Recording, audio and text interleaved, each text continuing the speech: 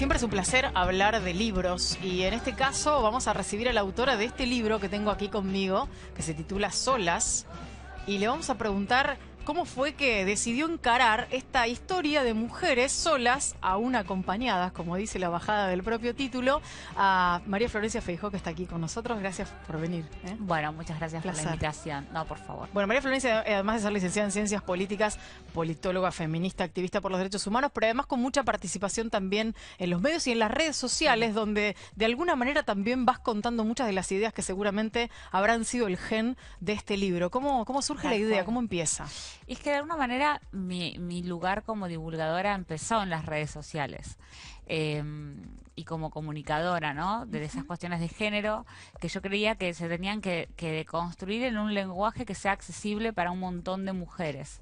Mujeres que te escriben con una necesidad de catarsis enorme, pero tardé mucho tiempo, te tengo que confesar, en hilvanar todas esas historias en un sentido.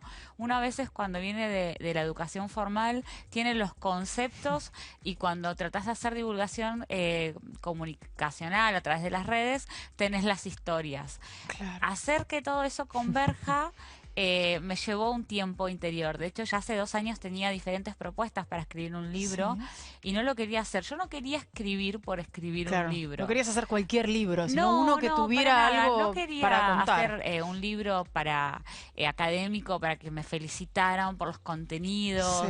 No quería hacer un libro para la gente que ya sabe lo que yo estoy contando, y siento que hay mucho de eso. Y en algún momento algo me hizo clic, no sé bien qué fue, no te sabría decir qué, que tal vez fueran muchas historias que me empezaron a llegar por las redes, que cada vez empezaron a ser más virales, y dije, yo tengo que escribir un libro para decirle a mi abuela, a mi madre, a las mujeres que tengo alrededor, lo que me gustaría decirles, y tal vez no les puedo decir o no les puedo contar, porque hay algo cultural, una barrera cultural que lo impide. Exacto, digamos. que lo impide. Y además que siempre lo personal es mucho más difícil que por ahí hablar con alguien que no conoces, ¿no? Claro. Y cuando eso estaba por cocinarse, apareció la editora, que es Laura Ferro, de la mano de la cadena Jenny al Ateneo, con lo que es la dirección de Marcela Luza. Aparecieron para ofrecerme este proyecto y me encantó. Y fue realmente un trabajo entre un montón de mujeres, en donde íbamos charlando los contenidos y con muchísima propuesta y muchísimo feedback.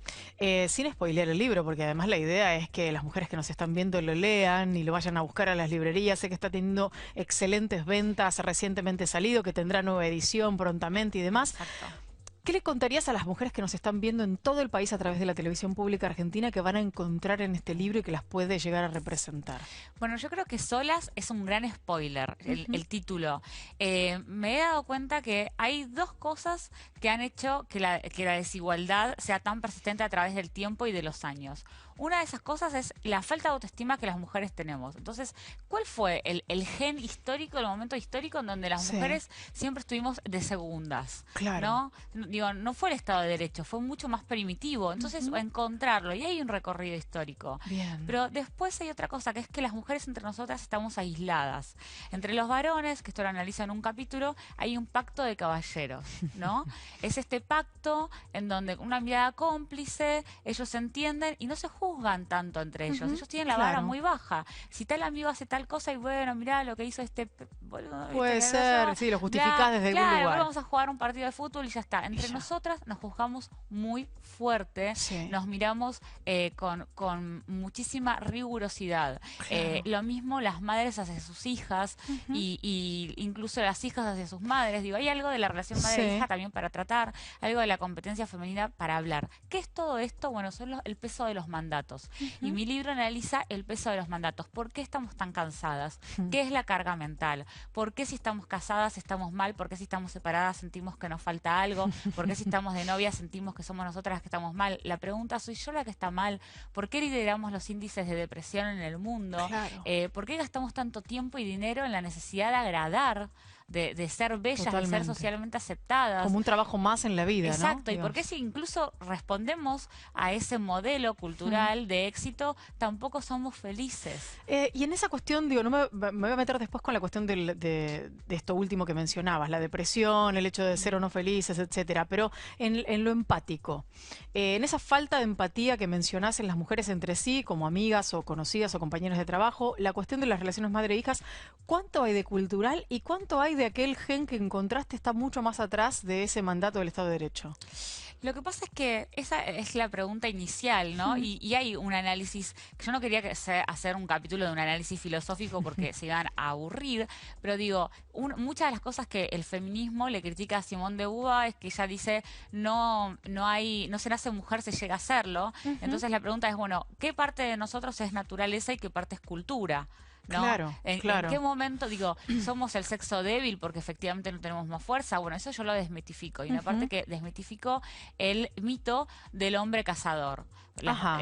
por ejemplo. Entonces, Sí. ¿en qué momento todo esto empezó a ser cultura? Y bueno, hay una pregunta inicial que se preguntan un montón de historiadores, Seferina Auffret, Gerda Lerner, Silvia Federici, también lo recorre Simone de Beauvoir, digo, hay un montón de personas muy, muy conocidas de la literatura filosófica, que es que, bueno, que probablemente las mujeres en algún momento han estado tan relacionadas a la naturaleza porque tenían que parir para que esas sociedades sobrevivan, ¿no?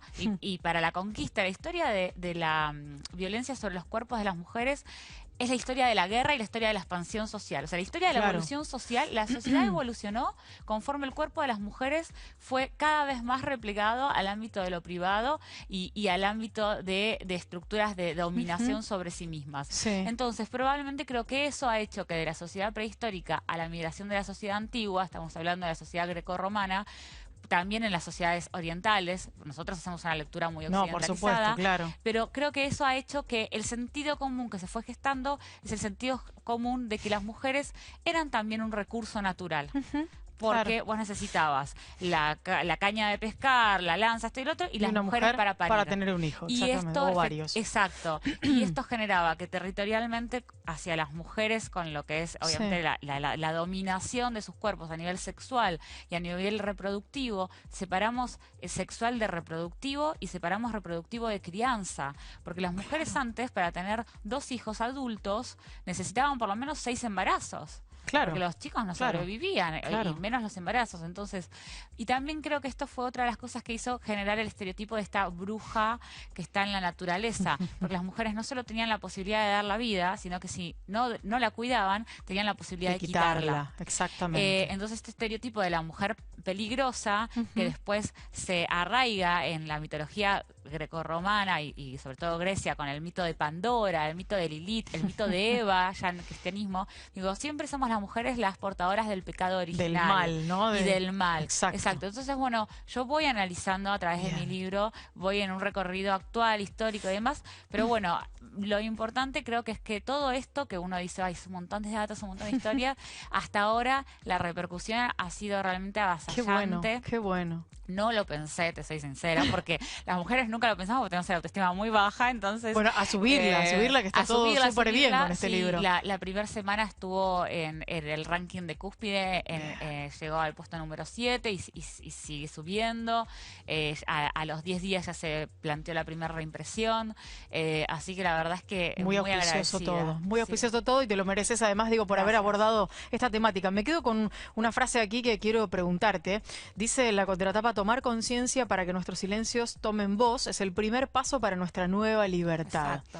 Hermosa frase, por cierto, Gracias. pero también tiene todo un contenido de atreverse, porque hay que atreverse a esos silencios, a esa nueva libertad, a esas voces que empiezan a surgir y que ya son imparables, ¿no? Exacto, y sobre el final, porque eso tiene que ver mucho con el final del libro, que es como, bueno, con todo esto que hacemos, brindemos soluciones, también planteo que no todas las mujeres pueden hacerlo y hay que entenderlo, ¿sí? Porque si todas las mujeres pudiéramos hacerlo, estaríamos obviando las desigualdades que tenemos, que son económicas, étnicas, culturales. Entonces, bueno, las que sí podemos hacerlo, o sea, que nuestras limitaciones no sean el miedo a la soledad, no sean no hago esto por lo que van a pensar, no hago esto por la falta de autoestima, no hago esto por lo que van a decir, o me repliego, o me repliego al ámbito de lo doméstico cuando también me gustaría hacer otro tipo de cosas.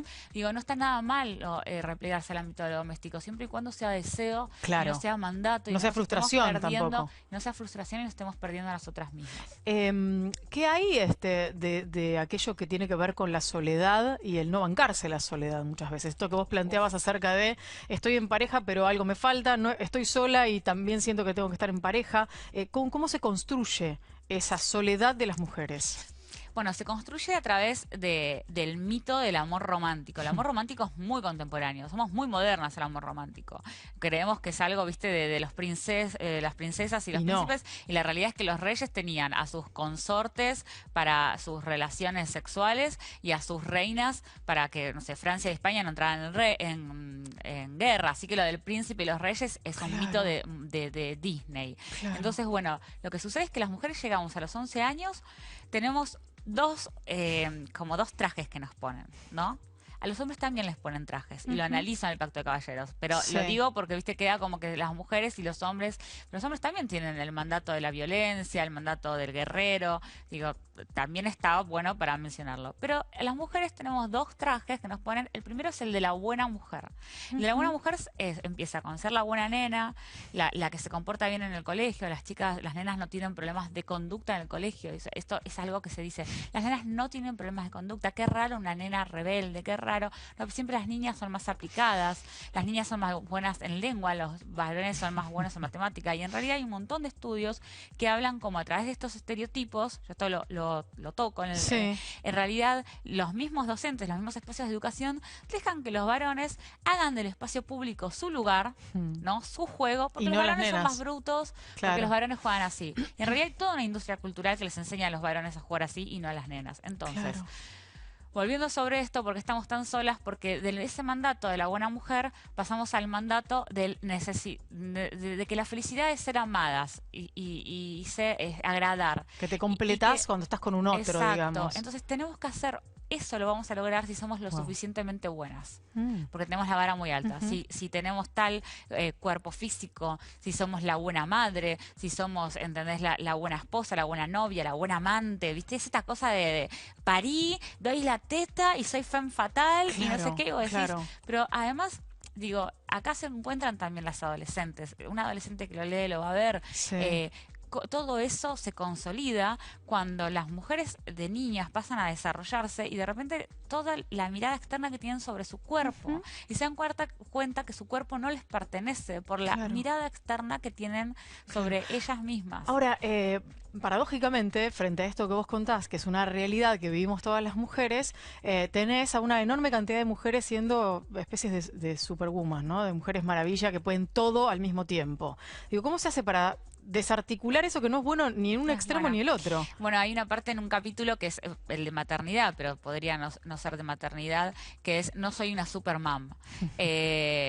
No, para hacer supermom con mom, bueno, no fui muy creativa, pero no, la realidad es esto, no somos supermadres y no somos supermujeres, somos mujeres que en realidad por dentro estamos quebradas porque estamos cansadas, ¿no? Porque llegamos a una primera cita con el miedo de que nos aborden sexualmente de una manera imperativa, ni hablar de un abuso, un acoso, una violación, porque desde niñas tenemos miedo de caminar por la calle, de lo que van a decir de nuestro cuerpo, porque, digamos, siempre sabemos que está la mirada externa de la suegra sobre cómo criamos a los hijos, del marido sobre si decidimos volver a trabajar a los 3 meses o no, y nuestra propia mirada. Nosotras también nos juzgamos. Entonces hay dos cosas. ¿Por qué llegamos a estar solas? Que era tu pregunta inicial. Bueno, primero hay un montón de barreras subjetivas que son propias. Bien, o sea que hay que empezar por nosotras. Obvio, siempre. No podemos delegar, creemos que lo hacemos mejor, digamos, nos metemos nosotras también la vara hasta acá, nos endeudamos en tiempo, en costos y demás para pertenecer sin mirar muchísimo más. Preferimos un amor que a veces es un amor que no nos complace por el hecho de tener un amor. La gran frase, no seré feliz pero tengo marido, de esa obra de teatro tan conocida. Entonces, todo eso está. Después tenés las barreras externas, que son enormes y nos agobian. Llega un momento que estás aislada, estás sola, no puedes con todo eso. Claro. Entonces, así es que las mujeres llegamos a estar tan cansadas. ¿Empezamos por nosotras entonces para Empezamos por romper con nosotras. esos patrones? No nos inmolamos, digo yo Ujú. siempre, porque a veces digo, bueno, entonces, ¿qué tengo que hacer? No me depilo, no hago esto, no hago el otro, y qué sé yo. Y yo digo, a veces hay cambios y actitudes que son más sutiles, Sí. ¿no? No podemos romper la cultura. No podemos romper quiénes somos dentro de la cultura. La cultura va a seguir existiendo. Pero dentro de esas cosas, tratamos de ir buscando nuevas cosas que nos enriquezcan, sobre todo en el autoestima. Yo creo que es lo primero que hay que trabajar. Y no esta cosa del empoderamiento y de la autoestima y de la mujer, ¿viste? La mujer o el hombre, este discurso que hay de hay que ser individuales y hay que poder con todo. Digo, la mujer CEO de una empresa de Sí, traje sí. no es tampoco la mujer exitosa. Claro. Hay No, que romper con eso. probablemente tiene las mismas angustias y Eso- las mismas soledades que el Exacto, resto de eso nosotras. tampoco es el empoderamiento. Yo Ujú. creo que habitar el deseo es un gran horizonte y después pensar cuál es mi deseo. Entonces, yo, por ejemplo, tenía el deseo, cuento acá, digo, de ser madre joven. Sí. Llegó de una manera un poco, digamos, no fue buscada, Claro. pero yo siempre tuve el deseo de ser madre joven. Claro. Y cuando de repente me presenté a esa decisión, yo tenía la decisión, podría haber tomado una decisión con mi cuerpo de no seguir con ese embarazo. Ujú. Y lo tenía, y fui muy juzgada por eso. ¿No? Porque te miran como, ¿cómo? ¿Viste? Vas a ser madre en esto y en estas condiciones. Hay mujeres que desean efectivamente. Igual hubiera sido juzgada a- si hubieras decidido terminar con el embarazo Bueno, también. ni con lo hablar. cual- Pero digo, hay mujeres que son muy juzgadas por decisiones que toman. Digo, y en ese sentido, a veces el feminismo tiene que reconciliarse con lo doméstico también. Ujú. Claro. Y yo busqué en este libro esa reconciliación con las Qué cuestiones bueno. que tienen que ver con volver a la emoción. Porque, ¿sabes qué? En definitiva, estamos haciéndonos siempre las preguntas nosotras. Y en realidad el equilibrio lo vamos a lograr cuando las preguntas también se los hagan ellos. Hacia allá vamos. allá Florencia, vamos. un placer tenerte aquí, un placer tener este libro en mano, lo leeremos solas. Vayan a buscarlo, léanlo y ahí estaremos para dar batallas. Gracias por haber No, venido. gracias por la entrevista.